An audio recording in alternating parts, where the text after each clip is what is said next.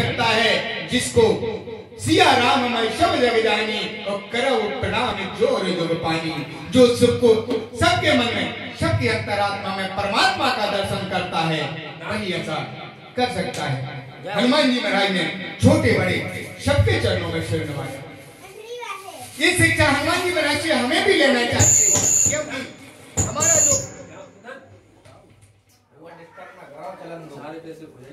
क्योंकि हमारा जो विकास होता है, हमारी उन्नति होता है छोटे लोगों से ही मिलती है। और जब तक हमारे जीवन में छोटे लोगों का साथ नहीं होता तब तक हम आगे नहीं उठ सकते। इस प्रकार की एक आप लोगों ने भी सुनी होगी, गणित के अंक की एक कथा आती है।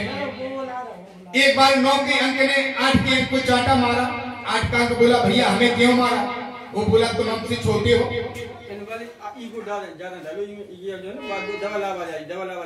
हाँ थोड़ा सा।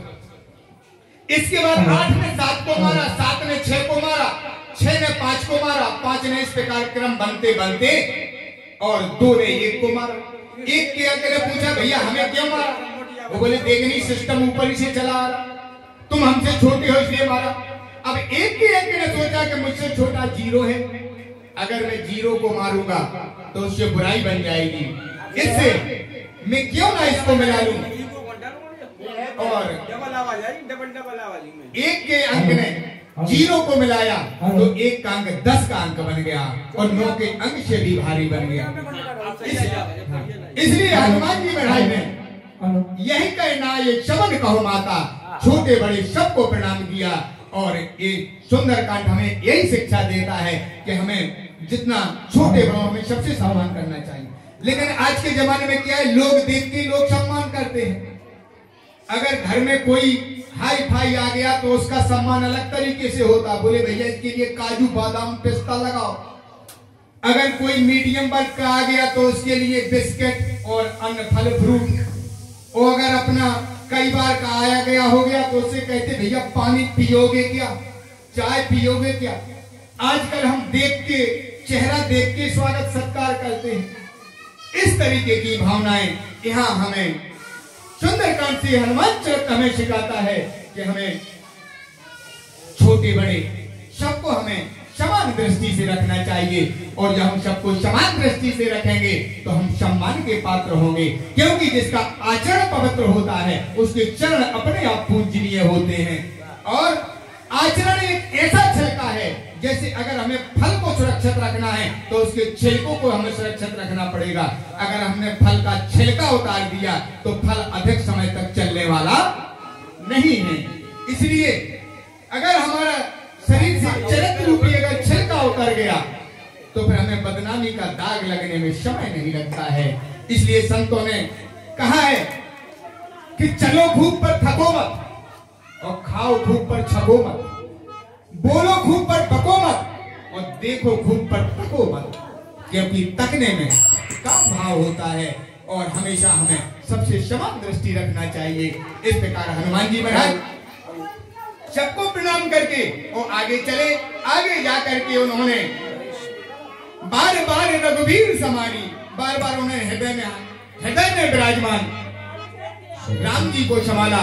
जैसे कि ये कथा कल भी आपको सुना चुके थे कि जिस प्रकार जब हनुमान जी महाराज प्रभु श्री रामचंद्र जी से मिलते हैं तो हनुमान जी महाराज कहते हैं कि प्रभु मुझे चरणों में जगह चाहिए। तब राम जी कहते हैं हनुमान जी मैं चित्रकूट से जब तक चलते चलते सारे ऋषि मुनियों ने मेरे चरणों में ही जगह ले ली। हनुमान जी महाराज कहते हैं प्रभु हृदय में जगह दो। हृदय में माँ सीता की आवाज आती है कि हृदय में सीता जी विराजमान है। तब हनुमान जी कहते हैं प्रभु न तो चरणों में जगह है और ना हृदय में जगह है, तो मोर हृदय प्रभु भवन है तोरा, इसलिए आप मेरे हृदय में ही विराजमान हो। इस प्रकार प्रभु श्री रामचंद्र जी हनुमान जी के हृदय में विराजमान हो जाते हैं। तो यहाँ पर बार बार रघुवीर समारी हनुमान जी महाराज हृदय में विराजमान प्रभु श्री रामचंद्र जी को बार बार संभालते हैं। और हनुमान जी महाराज ने जिस पर्वत पे पैर रखा वो जाके पर्वत पृथ्वी तक पाताल तक हिल गया। जिहिर चरण दे हनुमंता चले उसुगा पाताल तुरंता, वो जाकर पाताल तक हिल गया। और जैसे ही वो पर्वत पाताल तक हिला तो रावण के डर से समस्त देवता लोग नीचे पर्वत की गुफाओं में छुपे हुए थे। क्यों?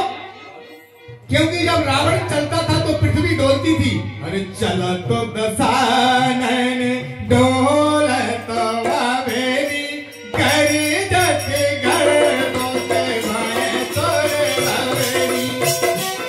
चला तो दशानन करी जति घर दोते भाए तोरे बाबेरी।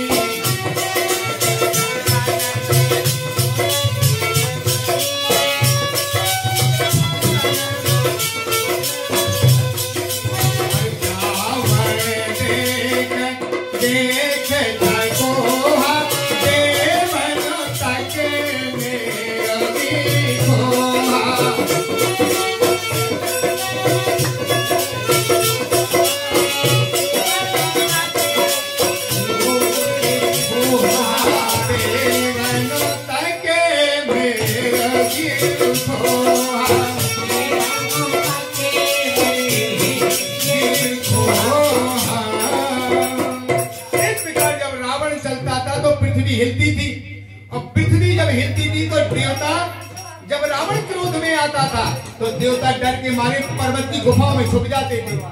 जब हनुमान जी महाराज ने जैसे ही पर्वत पर पैर रखा तो जाकर के पूरे पाताल तक जैसे ही हिल गया तो देवताओं ने सोचा कि निश्चित ही रावण आ रहा। देवताओं ने तुरंत एक देवता को भेजा के जाकर के पूछो, पता करो भैया रावण तो नहीं आ रहा। रावण को पता चल लग गया हो, रावण को शायद पता चल गया हो कि हम समस्त देवता स्कंदरा गुफाओं में छिपे हुए हैं। तो उन्होंने कहा कि जाकर के देखो। जैसे एक देवता बाहर जाता है और बाहर जाके देखता है, उसने देखा कि रावण नहीं आ रहा। कौन आ रहा? अरे हवा में उड़ता जाए रे मेरा राम दुलारा। हवा में उड़ता जाए रे मेरा राम दुलारा। राम दुलारा माँ सीता का प्यारा।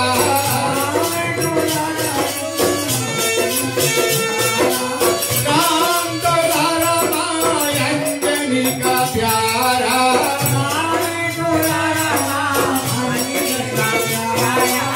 हवा में उड़ता जाए रे मेरा राम दुलारा। हवा में उड़ता जाए मेरा राम दुलारा। मेरा राम दुलारा।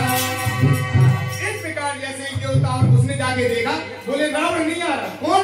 हनुमान जी महाराज आकाश में उड़ते हुए जा रहे हैं। तुरंत जाकर के उसने देवताओं को जैसे ही बताया तो देवता ने कहा हनुमान जी महाराज के बल और बुद्धि की परीक्षा लेनी चाहिए। क्यों? रावण के बस में सारे देवता हैं। अगर हनुमान जी वहां चक्कर में फंस गए, वो अगर रावण ने बंदी बना लिया तो रामकाज करने वाला और कोई नहीं देखता। क्या किया जाए? सर्पों की माता तुरंत सुरसा को बुलाया जाता है और सुरसा से कहा कि जाकर के हनुमान जी महाराज की बल और बुद्धि की परीक्षा लो। तुरंत हो जाकर के तुरंत हो जाती है और हनुमान जी की परीक्षा लेने के लिए राक्षसी का भेष बना करके रास्ते में खड़ी हो जाती है। और यहाँ पर हनुमान जी महाराज ने अपने देह अभिमान भरा करके ज्ञान और वैराग्य के पंथ लगा करके हनुमान जी महाराज ने अपनी जैसे उड़ान शुरू की। जैसे उन्होंने उड़ान किया तो यही भांति चलो हनुमान। कैसे? जिस प्रकार प्रभु श्री रामचंद्र जी का बाण चलता है उसी प्रकार हनुमान जी उड़े। अब हनुमान जी महाराज ने सोचा कि मुद्रिका को कहाँ रखा जाए, क्योंकि मैं समुद्र में जब उड़ान भरूंगा तो मुद्रिका को सुरक्षित रखना चाहिए। जैसे हनुमान जी महाराज ने देखा मुद्रिका में राम नाम अंकित है और ये हाथ का आभूषण है। हनुमान जी महाराज ने कहा कि समस्त शरीर के आभूषण है, लेकिन इसमें राम नाम अंकित है तो ये जीव का आभूषण होना चाहिए। हनुमान जी महाराज इस प्रकार मन में विचार करते हैं कि क्यों ना मुद्रिका को हम जीव का आभूषण बनाएं। तो प्रभु मुद्रिका मेल मुख माही और जलद लाग गए अचरज नाही। क्योंकि उन्होंने कहा कि जिस जीव में राम नाम रूपी आभूषण नहीं है वो जीव ही बेकार है। आइए टूटे फूटे शब्दों में हम दो शब्द इसके लिए कहते हैं। हनुमान जी महाराज कहते हैं कि जब जब जीविया पापिनी राम के बिना जर जावे जिबिया पापिनी राम के बिना।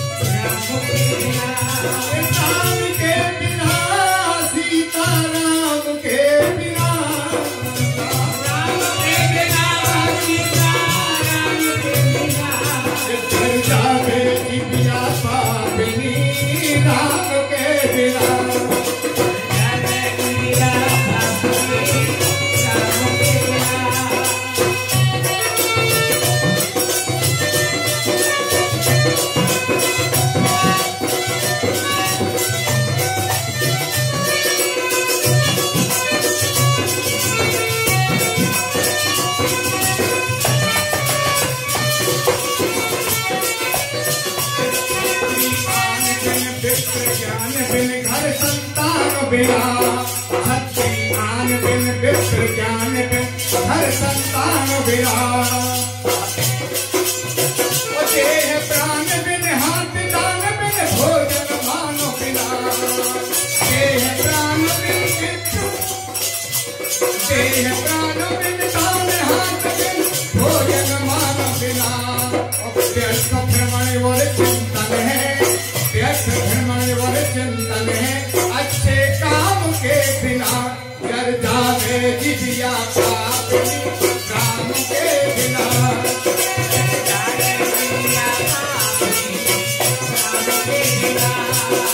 राम के बिना सीता राम के बिना। राम के बिना जर जावे जिबिया पापिनी राम के बिना।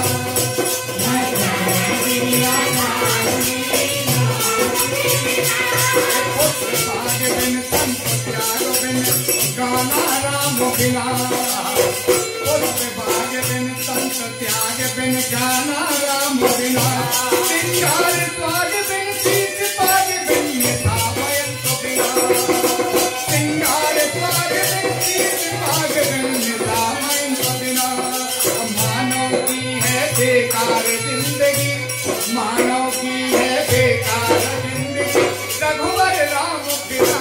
जर जावे जिबिया पापिनी राम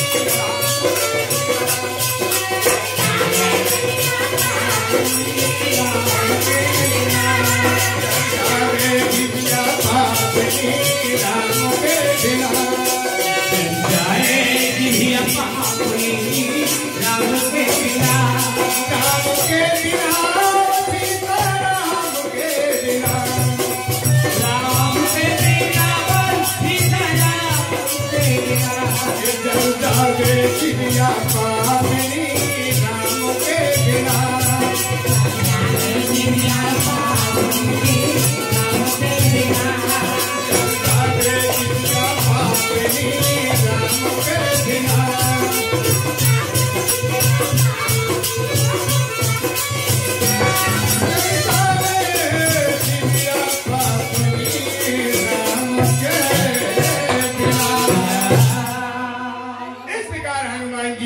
अपने देह अभिमान को भुला करके ज्ञान और वैराग्य के पंख लगा करके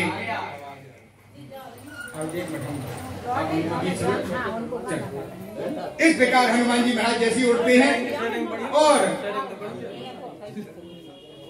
यहाँ पर जब हनुमान जी महाराज समुद्र में उठते जा रहे तो समुद्र ने देखा कि जिनके द्वारा मेरा प्राकट हुआ है उन्हीं के दूत आज लंका को जा रहे हैं। और अगर मैंने इनकी मदद सहायता नहीं की तो राम जी को लगेगा ये भी रावण से मिला हुआ है, जब तो मेरे दूत तक को नहीं पहुंचा। इस प्रकार समुद्र प्रार्थना करते हैं मीनाक्षी। पहले पर्वतों के पंख हुआ करते थे, उनकी जहां मर्जी उसी गांव में गिर के गांव तबाह कर देते थे। समस्त देवता और समस्त ऋषि जाकर के इंद्र के पास जाते हैं, कहते प्रभु हम पर्वतों से परेशान हैं, ये जहां जाते हैं वहां गिर के पूरे गांव तबाह कर देते हैं। तो इंद्र वज्र दारुण दुख दीना और पर्वत सकल पंख बिनकीना, इन्होंने अपने वज्र द्वारा समस्त देवताओं के पंख काट दिए। उस समय पवन देव ने मेनक की सहायता की और सहायता करके मेनक को आकर के समुद्र में छुपाया। इस प्रकार मेनक बाहर निकल के आता है, हनुमान जी जाते हैं। आइए हम जो है श्री जी आर शर्मा जिनके यहाँ ये प्रोग्राम हो रहा है।